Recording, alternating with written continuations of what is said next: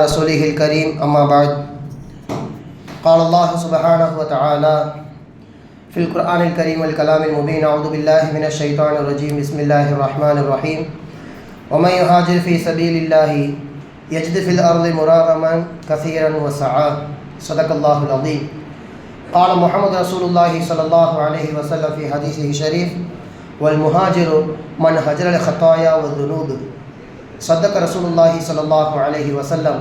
எல்லா புகழும் அளவற்ற அருளாளன் நிகரற்ற அன்புடையவனுமாகிய அல்லாஹ்வுக்கே உண்டாகட்டும்.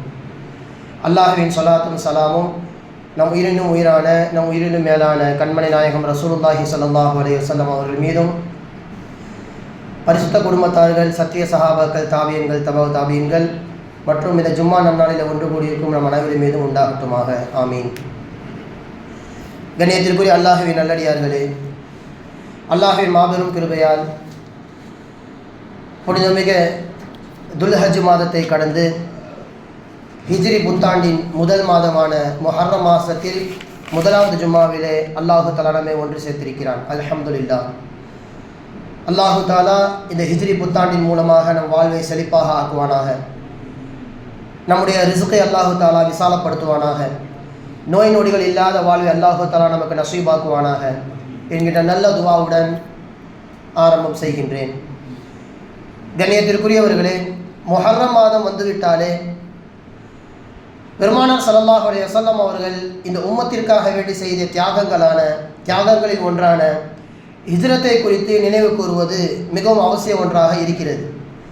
எம்பெருமானார் ரசூலுல்லாஹி ஸல்லல்லாஹு அலைஹி வஸல்லம் அவர்களின் ஹிஜ்ரத் பயணம்தான் இன்று உலகம் முழுக்க வாழ்கின்ற 200 கோடி முஸ்லிம்களின் வாழ்வாதாரத்திற்கான முதல் விதை என்றே சொல்லலாம்.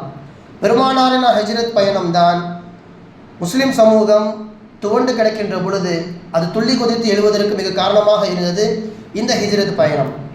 எனவே தான் அந்த ஹிஜ்ரத் பயணத்தை முன்வைத்து ஹிஜ்ரி புத்தாண்டு என்கின்ற ஒரு உன்னதமான தலைப்பிற்கு கீழே ஹிஜ்ரி வருடம் என்பது கணக்கிடப்படுகிறது. இதற்கான ஆலோசனை முன்வைத்தது யார்?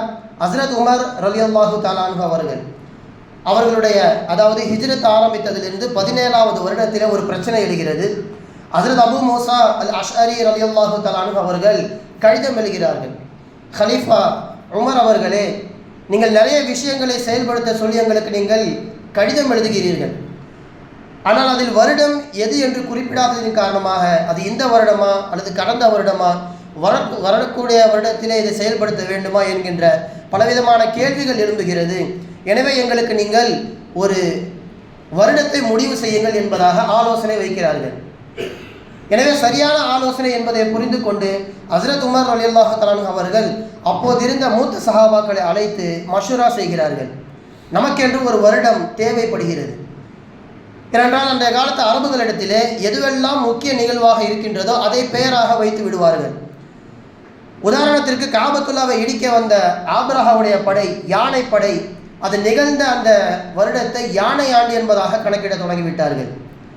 பெருமானார் ஸல்லல்லாஹு அலைஹி வஸல்லம் அவர்கள் வந்ததற்கு பிறகும் கூட நிறைய நிகழ்வுகள் இப்படியே ஹுதைபியா என்கின்ற கிணற்றிற்கு அருகிலே ஒப்பந்தம் செய்து கொண்டதின் காரணமாக ஹுதைபியா உடன்படிக்கை என்பதாக பெயர் வந்தது. உஹது என்கின்ற மலைக்கு அருகிலே போர் செய்ததின் காரணமாக உஹது போர் என்பதாக பெயர் வந்தது. இப்படி எதுவெல்லாம் முக்கியமான நிகழ்வோ அதை முன்வைத்து அது அடையாளப்படுத்தப்படும்.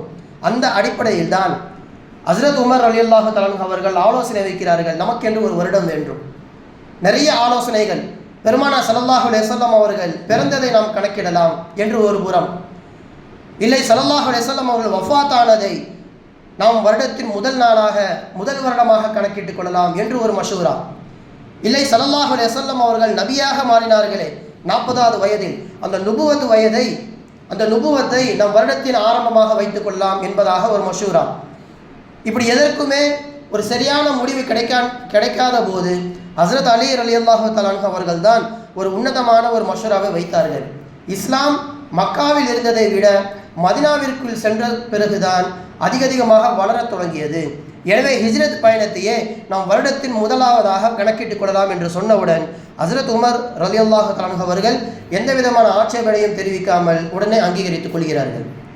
சரி, வருடம் ஹிஜ்ரத் என்பது முடிவாகிவிட்டது. மாதத்தை எதிலிருந்து தொடங்குவது? அன்றைய காலத்தில் அரபுகள் தேவைக்கு ஏற்றாற்போல் மாதத்தை மாற்றிக்கொண்டே இருந்தார்கள். உதாரணத்திற்கு 4 கண்ணியமான மாதங்களான முஹர்ரமுடைய மாதம், ரஜபுடைய மாதம், துல்காதா, துல்ஹஜ், இதெல்லாம் போர் செய்யக்கூடாது.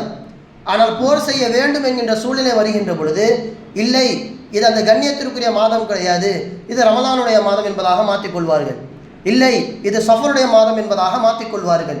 இப்படி தங்களுடைய தோதுக்கு ஏற்றவாறு மாதங்களை மாற்றி வைத்து எது சரியான வரிசை என்பது அவர்களுக்கு இல்லாமல் போய்விட்டது. எனவே இதுவும் ஒரு பிரச்சனையாக எழுகின்ற பொழுதுதான் ஹஸ்ரத் உஸ்மான் ரலியல்லாஹு தஆலா அன்ஹு அவர்கள் முஹர்ரம் மாதத்தை முதல் மாதமாக நாம் கணக்கிட்டுக் கொள்ளலாம். ஏனென்றால் ஹாஜிகள் எல்லாம் ஹஜ் செய்துவிட்டு துல்ஹஜ் மாதத்தை முடித்துவிட்டு அப்போதுதான் திரும்பி வருவார்கள். முஹர்ரம் என்பதை நாம் முதல் மாதமாக ஆக்கி கொண்டால் மிகவும் சிறப்பாக இருக்குமே என்பதாக ஆலோசனை வழங்குகிறார்கள். அதுவே அங்கீகரித்துக் கொள்ளப்பட்டது. எனவே ஹிஜ்ரத்துடைய பயணத்தை ஹிஜ்ரி புத்தாண்டு என்பதாகவும் முஹர்ரமுடைய மாதத்தை முதல் மாதமாகவும் ஹஸ்ரத் உமர் ரலியல்லாஹு தஆலா அன்ஹு அவர்கள் ஆட்சி காலத்திலே முடிவு செய்யப்படுகிறது. அன்றிலிருந்து இன்றைக்கு வரைக்கும் நாம் ஒரு திருமண பத்திரிகையாக இருந்தாலும் சரி, அல்லது ஹஜ் உம்ரா போன்ற பயணங்களுக்கு நாம் செல்வதாக இருந்தாலும் சரி, ஹிஜ்ரி என்பதை நாம் அடையாளப்படுத்தாமல் இருப்பது கிடையாது. உலகத்திலே யார் யாரெல்லாம் இந்த வருடத்தை கணக்கு செய்கின்றார்களோ அதற்கு பின்னால் ஒரு வேடிக்கை இருக்கும், ஒரு நகைச்சுவை இருக்கும், அல்லது போலித்தனம் இருக்கும். ஆங்கில புத்தாண்டை எடுத்துக்கொண்டால் அதற்கு எந்த விதமான ஆதாரமும் கிடையாது. கிபி, கிமு, கிறிஸ்துவ பிறப்பிற்கு முன்பு, கிறிஸ்துவ பிறப்பிற்கு பின்பு என்கின்ற அடிப்படை ஆதாரம் இல்லாமல் யூகத்தின் அடிப்படையில் இப்போதைக்கும் நாம் 2026 அடைந்திருக்கிறோம். எந்த தேதியில் பிறந்தார்கள் ஈசா அலைஹிஸ்ஸலாம் அவர்கள் என்பது அவர்களுக்கும் தெரியாது. 90% கிறிஸ்துவர்களே இதை மறுக்கிறார்கள். 2026 என்பது உண்மை கிடையாது.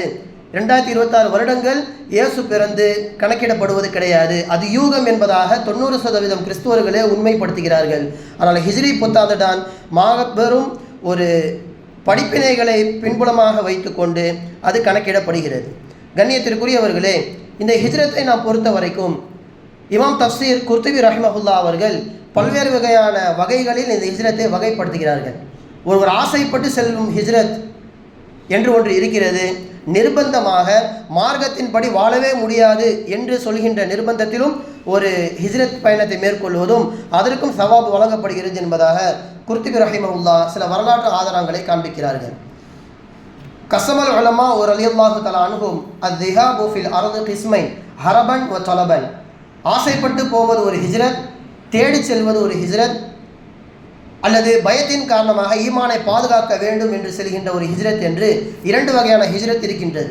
அதிலே நிர்பந்த சூழ்நிலையில் ஒருவர் கட்டாயமாக இந்த இடத்தில் ஹிஜ்ரத் செய்தே ஆக வேண்டும் என்று பார்க்கின்ற பொழுது அல் ஹுரூஜு மின் தாரில் ஹர்ப், இஸ்லாத்தின் அடிப்படை சட்டங்களை கூட பின்பற்ற முடியாமல் முழுக்க மாற்று மதத்தவர்களால் நசுக்கப்படுகின்ற ஊரிலே அல்லது அந்த நாட்டில் இருப்பது அது தண்டனைக்குரியது. அந்த இடத்திலிருந்து ஈமானை பாதுகாப்பதற்கு சட்டத்திட்டங்களை செயல்படுத்துவதற்கு அங்கிருந்து ஹிஜ்ரத் செய்தாக வேண்டும். இது முதலாவது ஹிஜ்ரத். அதனால்தான் ஸல்லல்லாஹு அலைஹி வஸல்லம் அவர்கள் மக்காவிலிருந்து மதீனாவிற்கு சென்றார்கள். இது ஒரு ஃபர்லான ஹிஜ்ரத் என்பதாக முதல் ஹிஜ்ரத்தை அடையாளப்படுத்துகின்றார்கள். இரண்டாவது அல் ஹுரூஜு மின் அர்தில் பித்ஆ, எங்கெல்லாம் சுன்னத்திற்கு மாற்றமான செயல்கள் நடக்கின்றதோ அந்த இடத்தை விட்டு அல்லது அந்த ஊரை விட்டு அல்லது அந்த நாட்டை விட்டு செல்வதும் ஹிஜ்ரத்தின் 2வது வகை. அந்த இடத்திலே ஒருவேளை முன்னோர்களை திட்டக்கூடியவர்கள் இருக்கிறார்கள் என்றால் அல்லது சுன்னத்திற்கு மாற்றமான செயல்களை செய்யக்கூடியவர்களாக இருக்கிறார்கள் என்றால் அங்கிருந்து செல்வது கட்டாயம், அங்கு இருப்பது ஹலால் ஆகாது என்பதாக இமாம் மாலிக் ரஹிமஹுல்லா அவர்கள் சொல்லி காண்பிக்கிறார்கள். ஒரு முன்னோர்களை திட்டுவதே அந்த இடத்தில் பித்அத் நிகழ்வதற்கான முக்கிய அஸ்திவாரம் என்பதை மாலிக் இமாம் அவர்கள் சொல்லி காண்பிக்கிறார்கள். இது 2வது வகையான ஹிஜ்ரத். 3வது சொல்கிறார்கள் அல் ஹுரூஜு மின் அர்தின் கலப அலைஹல் ஹராம், எங்கே ஹலாலுக்கான ஒரு முகாந்திரமே இல்லாமல் முழுக்க ஹராமில் மட்டுமே ஊறி திளைக்கிறார்களோ அந்த மக்களுக்கு மத்தியில் வாழ்வதும் தண்டனைக்குரியது. அங்கிருந்து தன்னை தற்காத்து கொள்ள ஹிஜ்ரத் மேற்கொள்ள வேண்டும் என்று 3வது ஹிஜ்ரத்தை மேற்கொள் காண்பிக்கிறார்கள். 4வது அல் ஃபிராரு மினல் அஸியத்தி ஃபில் பதன், இஸ்லாத்தை கொண்டிருப்பதின் காரணமாக நம்மை அடிப்பார்கள், நம்மளை துன்புறுத்துவார்கள், உடல் ரீதியான பாதிப்புகளை ஏற்படுத்துவார்கள் என்று இருக்கின்ற பொழுது அங்கிருந்தும் புறப்பட்டு செல்வதும் ஒரு ஹிஜ்ரத் தான். ஹஸ்ரத் இப்ராஹிம் அலைஹிஸ்ஸலாம் அவர்கள் வாழ்நாள் முழுக்க ஹிஜ்ரத்திலேயே தான் சென்று கொண்டே இருந்தார்கள். அவர்கள் இருந்த அந்த பகுதிகளை இஸ்லாத்தை எடுத்து சொன்னார்கள். தன்னுடைய தந்தை ஆசர் அவர்கள் முதற்கொண்டு எதிர்ப்புகள் வருகின்ற பொழுது, நெருப்பிலே தூக்கி போடப்படுகின்ற பொழுது அங்கிருந்து புறப்பட்டு சென்றார்கள் ஹஸ்ரத் இப்ராஹிம் அலைஹிஸ்ஸலாம். உயிரை பாதுகாக்கவும் செல்லலாம். ஐந்தாவதாக ஹவுஃபுல் மர்தி வல் வபா, எந்த இடத்திலெல்லாம் நோய் பரவுகின்றதோ அந்த நோயிலிருந்து நம்மை தற்காத்துக் கொள்வதற்கு அங்கிருந்து ஹிஜ்ரத் செய்யலாம். ஆனால் ஹதீஸிலே தாவுன் என்று சொல்லப்படுகின்ற கொள்ளை நோய், அந்த பிளேக் நோய் வருகின்ற பொழுது மட்டும் யாரும் அந்த இடத்திலிருந்து புறப்படக்கூடாது என்பது ஹதீஸில் தெளிவாக வருகிறது. இதனை தவிர்த்து வேறு எந்த நோய் ஏற்பட்டாலும் அங்கிருந்து புறப்படுவதும் அனுமதிக்கப்பட்டது. காரணம், ரசூலுல்லாஹி ஸல்லல்லாஹு அலைஹி வஸல்லம் அவர்கள் மதீனாவிலே நுழைகின்ற பொழுது நிறைய சஹாபாக்களுக்கு அந்த சூழ்நிலை ஒத்துக்கொள்ளவில்லை. எனவே சில சஹாபாக்களுக்கு அனுமதி கொடுத்தார்கள், நீங்கள் மதீனாவிலிருந்து வெளியே சென்று தங்கிக் கொள்ளலாம்.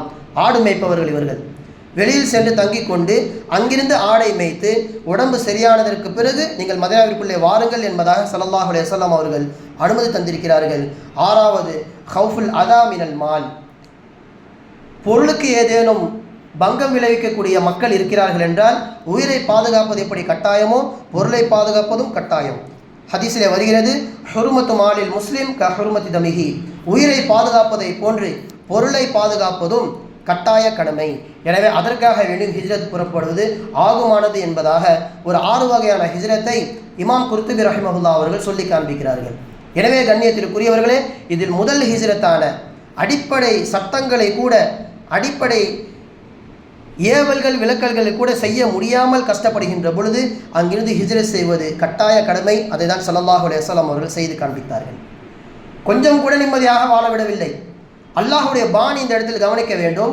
முதலிலே அநியாயம் செய்யக்கூடிய மக்களிடத்திலே நபியை அனுப்புவான். அவர்கள் தாவத்தை எடுத்து சொல்வார்கள். ஏற்றுக்கொண்டால் சலாமத்தாக வாழ்வார்கள், இல்லை என்றால் அல்லாஹு தஆலா 2 விஷயத்தை கையில் எடுப்பான். முதலாவது, அங்கு உள்ள எதிரிகளை, இஸ்லாத்தை அழிக்க நடக்கின்ற எதிரிகள் அல்லாஹு தஆலா அழித்து விடுவான். அல்லது அவர்கள் அப்படியே விட்டு விடுங்கள், நீங்கள் ஹிஜ்ரத் செய்து வேறு இடத்திற்கு சென்று விடுங்கள் என்று அல்லாஹு தஆலா 2 விதமான பாணிகளை கையில் எடுப்பான். அதிலே ஸல்லல்லாஹு அலைஹி வஸல்லம் அவர்களுக்கு ஹிஜ்ரத் செய்யக்கூடிய அந்த விஷயத்தை அல்லாஹு தஆலா முன்னெடுத்தான். அவர்கள் ஹிஜ்ரத் செய்தது ஒரு 53வது வயதில் தான். ஆனால் அதற்கான அடையாளம், அதற்கான அஸ்திவாரம் போடப்பட்டது 40வது வயதில். முதலாக ஹிரா மலை குகையிலே அந்த வஹி வருகிறது. வஹியிலே அவர்கள் பெற்ற விஷயத்தை ஹதீஜா அம்மையா அவர்களிடத்திலே சொல்கின்றார்கள். அவருடைய பெரியத்தா மகனான வரக்கா இப்னு நௌஃபல் மிகவும் பரிசுத்தமான கிறிஸ்துவ மதத்தை உள்ளதன்படி ஏற்றுக்கொண்டவர். அவரிடத்திலே சென்று இந்த விஷயத்தை சொல்லுகின்ற பொழுது அவர் சொன்ன வார்த்தை, இப்போது நீங்கள் ஏகத்துவ பிரச்சாரத்தை கையில் எடுத்துக்கொண்டிருக்கிறீர்கள். இதை யார் யாரெல்லாம் எடுத்துக்கொண்டிருக்கிறார்களோ இதுவரைக்கும் உலகத்தில் வந்த அத்தனை நபர்களும் சொந்த மக்களாலேயே அங்கிருந்து வெளியேற்றப்படுவார்கள். இது நடக்கும் என்பதாக அவர் சொல்லி காண்பித்தார். அப்போ ஸல்லல்லாஹு அலைஹி வஸல்லம் அவர்கள் கேட்கிறார்கள், இது நடப்பது 40வது வயதில். அவன் முஹ்ரிஜியஹும், என்னையா அந்த மக்கள் வெளியேற்றுவார்கள்? என்னை அல்-அமீன் அஸ்-சாதிக், உண்மையாளர் நம்பிக்கையாளர்கள் என்றெல்லாம் பாராட்டுகிறார்களே, அப்படிப்பட்ட மக்கள் எனக்கு எதிராக மாறுவார்களா? ஆம், கட்டாயமாக மாறுவார்கள். லம் யஅதி ரஜுலுன் கத்தும் பிமிஸ்லிமா ஜிஅத பிஹி இல்லா ஊதிய, நீங்கள் சொன்ன கருத்தை யார் யாரெல்லாம் உலகத்திலே கொண்டு வந்திருக்கிறார்களோ அத்தனை நபர்களும் சொந்த மக்களாலே அடிக்கப்பட்டார்கள், சொந்த மக்களாலே வெளியேற்றப்பட்டார்கள். நீங்களும் வெளியேற்றப்படுவீர்கள். ஒருவேளை அந்த சமயத்தில் நான் உயிரோடு இருந்தால் உங்களுக்கு பக்கபலமாக நின்று உங்களை பாதுகாப்பேன் என்பதாக சொல்கிறார்கள். ஆனால் சிறிது நாட்களிலே அவர்கள் வஃபாத்தும் ஆகிவிடுகிறார்கள். இப்போ ஸல்லல்லாஹு அலைஹி வஸல்லம் அவர்களுக்கு 53வது வயது. கனவு வருகிறது. அந்த கனவிலே அல்லாஹு தஆலா காண்பிக்கின்றான், ரஐது ஃபில் மனாமி அன்னி உஹாஜிரு மின் மக்கத்த இலா அர்தி பிஹா நஹ்லுன், நான் மக்காவிலே உறங்கிக் கொண்டிருக்கின்ற பொழுது ஒரு கனவு கண்டேன். அந்த கனவிலே பேரித்தம்பழங்கள் அதிகமாக இருக்கக்கூடிய ஒரு பூமி எனக்கு காட்டப்பட்டது. அப்போதைக்கு என்னுடைய நினைவிலே வந்தது 2 விஷயம்தான். ஒன்று, யமாமா என்கின்ற நாடு என் நினைவுக்கு வந்தது. 2வது, ஹஜர் என்று சொல்லப்படுகின்ற, தற்போதைக்கு அதன் பெயர் பஹ்ரைன், அந்த ஒரு இடம் எனக்கு ஞாபகம் வந்தது. அங்கே தான் நம்ம ஹிஜ்ரத் செய்ய வேண்டுமோ என்பதாக நான் நினைத்து கொண்டேன். பிறகு ஜிப்ரீல் அலைஹிஸ்ஸலாம் அவர்கள் வந்து எனக்கு விளக்கம் கொடுத்தார்கள். ஃபஇதா ஹிய மதீனத்து யஸ்ரீப், நீங்கள் நினைத்த அந்த 2 பகுதிகளும் கிடையாது, நீங்கள் மதீனாவிற்கு தான் செல்ல வேண்டும். மதீனாவே அல்லாஹு தஆலா உங்களுக்கு தேர்ந்தெடுத்த பூமி. எனவே நீங்கள் மக்காவில் இருந்து மதீனாவிற்கு சென்று விடுங்கள் என்பதாக ஹஜ்ரத் ஜிப்ரீல் அலைஹிஸ்ஸலாம் அவர்கள் வழி காண்பிக்கிறார்கள். இப்போது கொஞ்சம் கொஞ்சமாக மக்காவிலிருந்து தொந்தரவு தாங்க முடியாமல் மதீனாவிற்கு புலம்பெயர்கிறார்கள். ஏன் ஹிஜ்ரி என்ற புத்தாண்டு வருகிறது, அதற்கு பின்னால் எவ்வளோ பெரிய தியாகங்கள் இருக்கிறது என்பதை இந்த ஹிஜ்ரத் பயணம் நமக்கு விளக்கி காண்பிக்கும். சுமார் 8 வருடங்களாக இந்த ஹிஜ்ரத் பயணம் என்பது மேற்கொள்ளப்பட்டது. நினைத்த உடனே எல்லோரும் கிளம்பிவிடவில்லை. அது காஃபிர்களுக்கு தெரிந்து விடக்கூடாது என்பதற்காக கொஞ்சம் கொஞ்சமாக சிறுக சிறுக அவர்கள் இரவோடு இரவாக அல்லது வியாபார நோக்கில் அப்படியே சென்று மதீனாவிற்கு சென்று விடுவார்கள். இப்படி 8 வருடங்களாக நடந்தது. இதில் முதலாக மதீனாவிற்குள் நுழைந்தவர் ஹஸ்ரத் அபூ சலமா ரலியல்லாஹு தஆலா அன்ஹு அவர்கள். இவருடைய வாழ்க்கை பின்புலத்தை பார்க்க வேண்டும். எல்லாவற்றையும் இழந்தார். ரசூலுல்லாவிற்கு அனுமதி வந்தவுடன் நீங்கள் மதீனாவிற்கு செல்லலாம் என்பதாக அவர்கள் தெரிவித்தவுடன் முதலில் புறப்பட்டது குடும்பத்துடன் சலமா ரலியல்லாஹு தஆலா அன்ஹு அவர்கள் தான். சலமா, அவருடைய மனைவி, அவருடைய கணவர் அபூ சலமா, மகன் சலமா, மூவரும் செல்கின்ற பொழுது மக்காவாசிகள் பிடித்து விட்டார்கள். அபூ சலமா நினைத்தால் நீ மட்டும் செல், எங்களுடைய மகள் சலமாவை நாங்கள் அனுப்ப மாட்டோம், அவள் என்னோடு தான் இருப்பாள் என்பதாக அந்த குடும்பம் பிடித்து வைத்துக் கொண்டது. மறுபக்கத்திலே அபூ சலமாவுடைய குடும்பத்தார்கள் எங்களுடைய பேரனை நாங்கள் உன்னுடன் அனுப்ப மாட்டோம் என்று சலமாவை பிடித்து வைத்துக் கொண்டார்கள். இப்போ மனைவி ஒரு பக்கம், மகன் ஒரு பக்கம், தனி மரமாக அபூ சலமா ரலியல்லாஹு தஆலா அன்ஹு அவர்கள் மட்டும்தான் இருக்கிறார்கள். இருப்பினும் அல்லாவிற்காக எதையும் இழக்க தயாராக இருந்த சஹாபா பெருமக்கள் மனைவியும் உதறிவிட்டார்கள், மகனையும் உதறிவிட்டார்கள், மதீனாவிற்குள்ளே சென்று நுழைந்து விடுகிறார்கள். 1 வருட காலமாக மூவரும் தனித்தனியாக வாழ்கிறார்கள். பிறகுதான் 1 வருடம் கழித்து அந்த குடும்பத்தார்கள் எல்லாம் இறக்கப்பட்டு மனைவியையும் மகனையும் விட்டுவிட்டார்கள். உஸ்மான் இப்னு தல்ஹா என்கின்ற ஒரு நபரின் மூலமாக சலமா அவர்கள் மதீனாவிற்கு வந்து அடைகிறார்கள். இப்படியெல்லாம் பலவிதமான தியாக வரலாறுகள் இதற்கு பின்னால் ஒளிந்து கிடக்கின்றன. மறுபக்கத்தில் கண் தெரியாத அப்துல்லா இப்னு உம்மி மக்தூம் என்கின்ற சஹாபி சென்றால் கர்ப்பிணியாக இருக்கக்கூடிய ஜைனப் ரலியல்லாஹு தஆலா அன்ஹா அவர்கள் ரசூலுல்லாஹ்வுடைய மகள். மறுபக்கத்தில் அபூபக்கர் ரலியல்லாஹு அவருடைய மகள் அஸ்மா ரலியல்லாஹு. இப்படியெல்லாம் கர்ப்பிணி பெண்களும் இரவோடு இரவாக மதீனாவை நோக்கி சென்று கொண்டே இருந்தார்கள். மக்காவிலே அப்போதைக்கு மிகப்பெரிய பணக்காரர் என்று அறியப்படுகின்ற சுஹைப் அர்-ரூமி ரலியல்லாஹு தஆலா அன்ஹு அவர்கள் ஆரம்பத்தில் ஏழையாக வந்தார்கள். தன்னுடைய வியாபார யுக்தியின் மூலமாக மாபெரும் செல்வந்தனாக மாறினார்கள். இப்போது இவரும் மதீனாவுக்கு செல்கிறார் என்கிற செய்தி கேள்விப்பட்டவுடன் ஒட்டுமொத்த மக்காவாசிகளும் வந்து விட்டார்கள். சுஹைப் அவர்கள் உயிரை காப்பாற்றிக் கொள்ள ஓடுகிறார்கள். மலை உச்சிக்கே சென்று விட்டார்கள். சென்று என்னிடத்திலே 10 அம்புகள் இருக்கின்றன, இந்த 10 அம்புகள் ஒன்று கூட வீண் போகவே போகாது, மிகச்சரியாக நெற்றிக்கு நேராக நான் எறிவேன், என்னை நோக்கி வராதீர்கள், வந்தால் உங்கள் உயிருக்கு உத்தரவாதம் கிடையாது என்பதாக நேருக்கு நேர் பேசுகிறார்கள். எதிரே வர பயந்த காஃபிர்கள் நின்று பேசுகிறார்கள். ஏழையாக வந்தீர்கள், எங்களின் மூலமாக நீங்கள் சம்பாதித்து பெரிய ஆளாக மாறி மதீனாவுக்கு செல்கிறீர்களா என்று கேட்டவுடன் என்னுடைய காசு பணம் தான் உங்களுக்கு முக்கியம் என்றால் நான் முழுவதுமாக உங்களிடத்தில் ஒப்படைத்து விடுகிறேன்.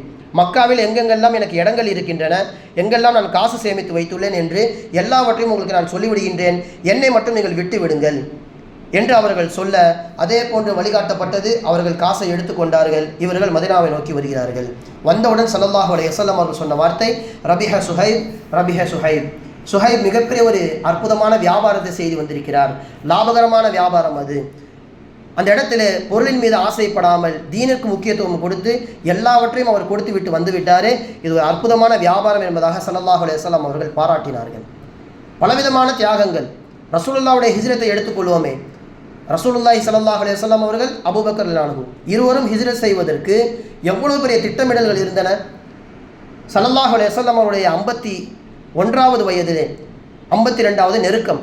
அந்த சமயத்திலே நாம் செல்ல வேண்டிய இடத்திற்கு ஒரு பாதுகாப்பு இருக்க வேண்டும், நாம் எங்கே செல்ல வேண்டுமோ அந்த இடத்துல நமக்கான ஒரு சூழ்நிலை ஏற்படுத்த வேண்டும் என்று முன்கூட்டியே ஸல்லல்லாஹு அலைஹி வஸல்லம் அவர்கள் முஸஅப் இப்னு உமைர் என்கின்ற மிகச்சிறிய ஒரு சஹாபி மதீனாவிற்கு அனுப்பி வைக்கிறார்கள்.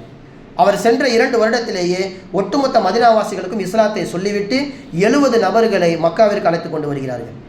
70 நபர்கள் இஸ்லாத்தை இருக்கிறார்கள்.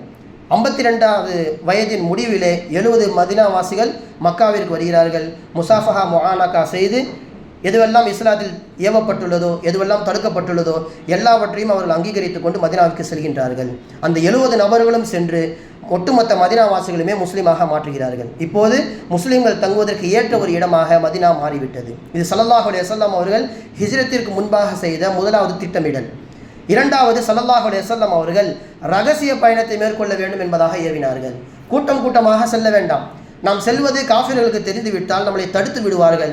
எனவே இரவோடு இரவாக வியாபார நோக்கத்திலே சென்று அப்படியே நீங்கள் மதீனாவுக்கு சென்று விடுங்கள், அல்லது 2 நபர்கள் பேசிக்கொண்டு தெருவோரமாக செல்வீர்களே அதை மனதில் வைத்துக்கொண்டு அப்படியே நீங்கள் சென்று விடுங்கள் என்று பல்வேறு விதமான ஆலோசனைகளை ஸல்லல்லாஹு அலைஹி வஸல்லம் அவர்கள் செய்தார்கள். இது இரண்டாவதான திட்டமிடல். மூன்றாவது மிகவும் முக்கியமானது, யாரெல்லாம் சென்றார்களோ எல்லாவற்றையும் தெரிந்து விட்டு விட்டார்கள் காஃபிர்கள். இவர்கள் எல்லாருக்கும் தலைமை தாங்குகின்ற ரசூலுல்லாஹி ஸல்லல்லாஹு அலைஹி வஸல்லம் அவர்களை நிறுத்த வேண்டும் என்று காஃபிர்கள் வீட்டை முற்றுகையிடுகிறார்கள். வெளியிலிருந்து பார்க்கின்ற பொழுது உள்ளே யாரோ நபர் தூங்கி கொண்டிருப்பதை போன்று தெரிகிறது. அது முஹம்மது என்பதாக காஃபிர்கள் விளங்கி கொண்டார்கள். ஆனால் அது ஸல்லல்லாஹு அலைஹி வஸல்லம் அவர்கள் கிடையாது. தன்னை போன்று தன்னுடைய இடத்திலே அலி ரலியல்லாஹு அன்ஹு அவர்களை படுக்க வைக்கிறார்கள். வெளியிலிருந்து இவர்கள் பார்க்கின்ற பொழுது முகமதின் உள்ளே தான் இருக்கிறார் என்பதாக நினைத்து கொண்டிருக்க அந்த சமயத்தில் ஸல்லல்லாஹு அலைஹி வஸல்லம் அவர்கள் உள்ளிருந்தவாறே மண்ணை எடுத்து ஊதுகிறார்கள். எல்லார் கண்களிலும் படுகிறது. சுமார் அந்த வீட்டை சுற்றி 100 வாலிபர்கள். அத்தனை வாலிபர்களுக்கு மத்தியிலேயும் ஸல்லல்லாஹு அலைஹி வஸல்லம் அவர்கள் மிகச்சரியாக உள்ளே புகுந்து வெளியே சென்று விடுகிறார்கள். கண் விழித்து பார்க்கின்ற பொழுதும் உள்ளே யாரோ படுத்துக் கொண்டிருக்கிறார் என்பதாக தெரிகிறது. கடைசி வரைக்கும் அது முகமது என்பதாகவே இவர்கள் நினைத்து கொண்டிருக்கிறார்கள். ஸல்லல்லாஹு அலைஹி வஸல்லம் அவர்கள் எப்போதோ வெளியே சென்று விட்டார்கள். அவர்கள் சென்று சேர்கின்ற இடம் அபூபக்கர் ரலியல்லாஹு தஆலா அன்ஹு அவர்களின் வீடு தான். மிகச்சரியாக சூரியன் உச்சிக்கு வருகின்ற பொழுது அந்த பகல் நேரத்திலே அவர்கள் வீட்டை தட்டுகின்றார்கள். உடனே கதவு திறக்கப்படுகிறது. அங்கிருந்து ஹிஜ்ரத் பயணம் என்பது புறப்படுகிறது. நேராக அவர்கள் எதுவெல்லாம் சுலபமான வழியோ அங்கெல்லாம் செல்லவே இல்லை. மக்காவிலிருந்து மதீனாவுக்கு செல்வதற்கு மிக சுலபமான வழிகள் இருக்கின்றன. எங்கேயும் செல்லாமல் அதுக்கு நேர் எதிராக இருக்கின்ற தெற்கு திசையிலே கடலோரமாக அவர்கள் செல்கின்றார்கள். காரணம், இது ஸல்லல்லாஹு அலைஹி வஸல்லம் திட்டமிடல். எப்படி முகமது தப்பித்து விட்டார் என்று கேள்விப்பட்டு இந்த சுலபமான வழியில் தான் காஃபிர்கள் வருவார்கள் என்பதை புரிந்து கொண்ட ஸல்லல்லாஹு அலைஹி வஸல்லம் அவர்கள் கஷ்டமான பாதையை தேர்ந்தெடுத்தார்கள். அந்த வழியாக சென்றால் 3 நாட்கள் ஆகும். அதை தேர்ந்தெடுத்து அந்த வழியாக செல்கின்றார்கள். அங்கே தான் சவுர் குகை இருக்கின்றன. அந்த குகையில் சென்று அவர்கள் 3 நாட்கள் தங்குகிறார்கள். அப்பையும் கூட ஸல்லல்லாஹு அலைஹி வஸல்லம் திட்டமிடுதலை பாருங்கள். மக்காவில் என்ன நடக்கின்றது என்பதை புரிந்து கொள்வதற்காக அங்கு ஒரு உளவாளி ஏற்படுத்துகிறார்கள். அபூபக்கர் ரலியல்லாஹு அன்ஹுடைய மகன் அப்துர் ரஹ்மான் அவர் அங்கேயே தான் இருப்பார். இரவு நேரத்தில் இந்த குகைக்கு வந்து மக்காவுடைய அந்த ஒரு நாள் நிகழ்வுகளை அப்படியே சொல்லிவிடுவார். மறுபக்கத்தில் அஸ்மா ரலியல்லாஹு அன்ஹா அவர்கள் உணவை கொண்டு வந்து அந்த குகையிலே தருவார்கள். ஸல்லல்லாஹு அலைஹி வஸல்லம் கால் தடங்களை பார்த்து அந்த காஃபிர்கள் வந்துவிடக்கூடாது என்பதற்காக ஆமிர் இப்னு ஃபுஹைரா என்கின்ற ஒரு நபர் ஆடுகளை மேய்த்து கொண்டு அந்த கால் தடத்தை அழித்து விடுவார். இப்படியெல்லாம் இந்த ஹிஜ்ரத் பயணத்திற்கு பின்னால் மாபெரும் திட்டமிடல். ஸல்லல்லாஹு அலைஹி வஸல்லம் அவர்கள் இதுவெல்லாம் செய்து வந்தார்கள். 3வது நாட்கள் முடிவிலே ஸல்லல்லாஹு அலைஹி வஸல்லம் அவர்கள் அந்த சவுர் குகையிலிருந்து புறப்படுகின்ற சமயத்தில் ஒரு காஃபிர் அவருக்கு வழிகாட்டுகிறார். சொல்லப்போனால் காஃபிர் மக்காவாசியை சேர்ந்தவர். சொல்லப்போனால் ஸல்லல்லாஹு அலைஹி வஸல்லம் அவர்களை போட்டு கொடுத்திருக்கலாம். ஆனால் நம்பிக்கையான மிகவும் நிபுணத்துவம் மிக்க ஒரு நபரை சந்திக்கிறார்கள். அவருக்கு பேர் அப்துல்லா இப்னு உரைகித்.